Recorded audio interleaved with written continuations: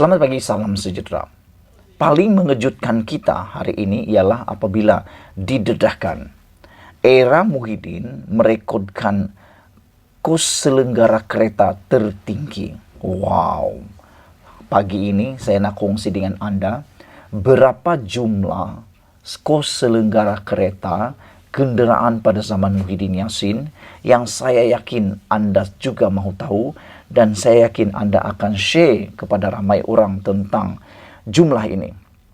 Jumlah ini bukan bernilai hanya sekadar jutaan, tetapi melibatkan paling betul-betul otak kita, minda kita akan boleh pecah dengan jumlah kos selenggara kereta ini.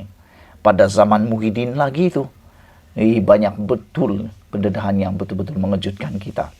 Saudara-saudara sekalian, tapi sebelum itu saya nak kongsi dengan Anda semua satu dapatan isu yang paling menarik yang kita temui pada pagi ini, yaitu apa yang disebut sebagai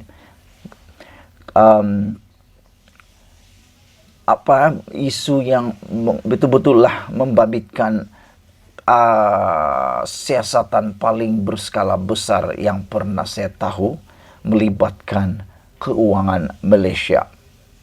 Terdapat begitu banyak kes berskala besar yang kini mula disiasat oleh SPRM. Sebelum ini tiada beritanya, tapi sejak Anwar jadi Perdana Menteri, ianya mula disiasat sehabis-habisnya. Pertama, kamu pasti terkejut dengan Opswater. Opswater membabitkan penyelewengan infrastruktur mencecah RM3.3 bilion. Itu pertama. Isu yang sedang disiasat dan mula disiasat oleh SPRM. Opswater pertama melibatkan 3.3 bilion. Kedua, ialah sindiket Bitcoin yang turut disiasat oleh SPRM melibatkan kecurian bekalan elektrik dengan kerugian RM2.3 bilion. Bayangkan. Kamu share video ini supaya biar orang tahu inilah kes-kes jerung luar biasa yang kita tak pernah tahu. Selain itu, penyelewengan, tuntutan palsu semasa COVID-19 membabitkan program Penjana Kerjaya melalui Ops Hire dengan wang diselamatkan. Ini wang diselamatkan sebanyak RM426 juta. Ini bukan uang yang telah diguna, tapi yang telah berjaya diselamatkan kerana pendedahan tentang penyelewengan insentif semasa COVID-19, tuntutan palsu. Bayangkan begitu hebatnya, berapa banyaknya yang telah berjaya diselamatkan, 426 juta. Selain itu, yang lebih menarik ialah sindiket pengurangan saman trafik. Yang ini secara pribadi saya tak pernah tahu.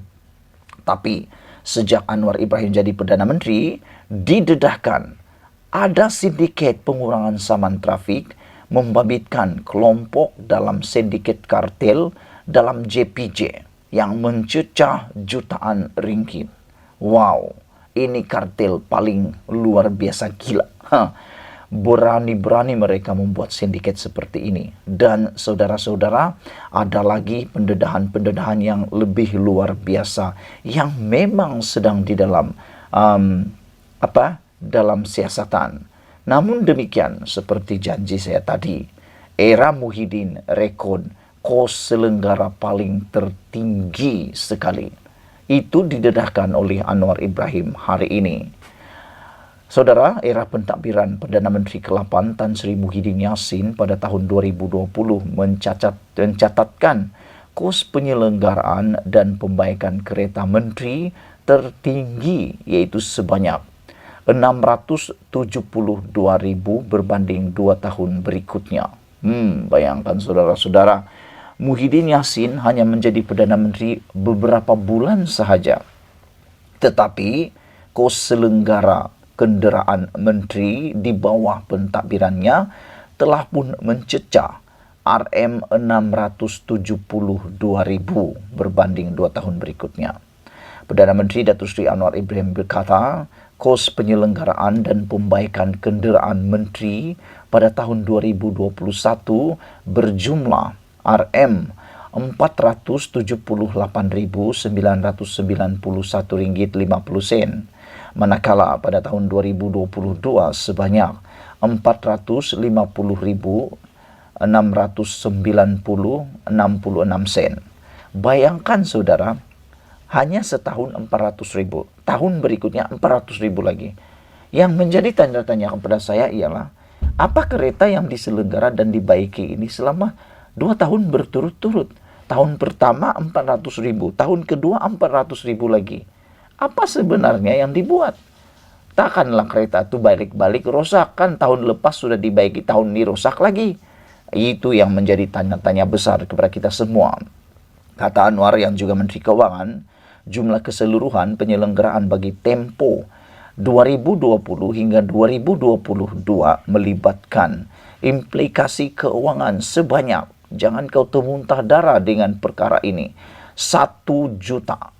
Melibatkan RM 1.601.682 ringgit dan 16 sen. 1 juta penyelenggaraan kendaraan dari 2020 hingga 2022. 2 tahun saja saudara-saudara, 1 juta diguna untuk menyelenggara. Apa sebenarnya yang dibuat? Lebih baik beli kereta sendiri. Lebih baik beli kereta baru kalau begini. Menteri-menteri persekutuan dibekalkan dengan kendaraan rasmi jawatan KRJ model Toyota Velfire 2.5 bermula April 2021 bagi menggantikan Proton perdana 2.4 liter yang dihentikan pengeluaran. Aduh, ini memang hebat luar biasa. Kereta perdana Proton perdana digantikan pengeluaran, diganti dengan Toyota Velfire. Bayangkan, kerajaan membayar kos pajakan bulanan terdiri daripada kos sewaan serta kos penyelenggaraan dan pembaikan bagi setiap KRJ tersebut, kata Anwar Ibrahim dalam jawaban bertulis. Ini bukan cakap-cakap kosong saudara, tapi jawaban bertulis di Dewan Rakyat. Apa yang ditulis Dewan Rakyat itu tak boleh sembarangan. Ahli Parlimen Tambun itu berkata demikian menjawab pertanyaan Ahli Parlimen Chong Ziemen, PH Kampar, yang meminta beliau menyatakan secara terperinci jumlah kos penyelenggaraan semua kereta menteri dari tahun 2020 hingga 2022. Muhyiddin mengangkat sumpah sebagai Perdana Menteri pada 1 Mac 2020 selepas mendapat sokongan majoriti ahli Dewan Rakyat selepas Kerajaan Pakatan Harapan tumbang berpunca daripada kemulut politik yang dipanggil langkah Sheraton. Jemaah Menteri Muhyiddin dianggotai 32 menteri dan 38 timbalan menteri sebelum kerajaan campuran diterajui Parti Pribumi Bersatu Malaysia itu juga terbubar pada 16 Ogos 2021 apabila ahli Parlimen Paguh itu bersama kabinetnya meletakkan jawatan susulan hilang sokongan majoriti ahli Dewan Rakyat. Kemudiannya, ahli Parlimen Bera Datuk Seri Ismail Sabri Yaakob daripada UMNO dilantik sebagai Perdana Menteri ke-9 pada 21 Ogos, tetapi kerajaan campuran diterajuinya juga cuma bertahan dalam masa singkat, iaitu 11 bulan sebelum Parlimen dibubarkan.